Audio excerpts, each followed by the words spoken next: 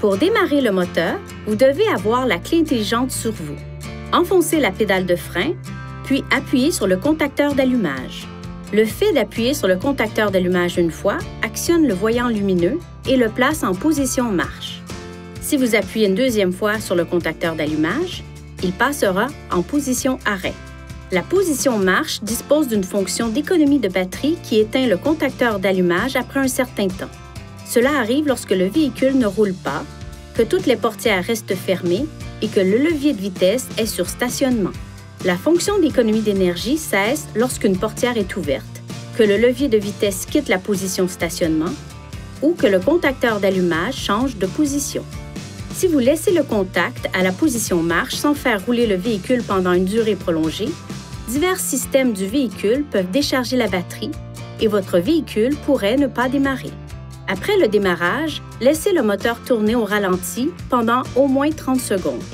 Ne faites pas tourner le moteur de votre véhicule à un régime trop élevé pendant qu'il se réchauffe. Conduisez d'abord à une vitesse modérée sur une courte distance, plus particulièrement s'il fait froid. Par temps froid, laissez le moteur tourner pendant au moins 2 à 3 minutes avant de l'arrêter. Le démarrage et l'arrêt du moteur pendant une courte période peuvent rendre le véhicule plus difficile à démarrer. Si la portière du conducteur est ouverte pendant que le contacteur d'allumage est à la position marche, un signal sonore retentira.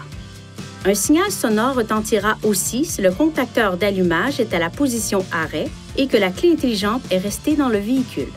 Lorsque vous placez le contacteur d'allumage à la position arrêt et le levier de vitesse à la position de stationnement, les systèmes audio, Bluetooth et de navigation restent alimentés pendant un certain temps, le cas échéant, jusqu'à l'ouverture de la portière du conducteur.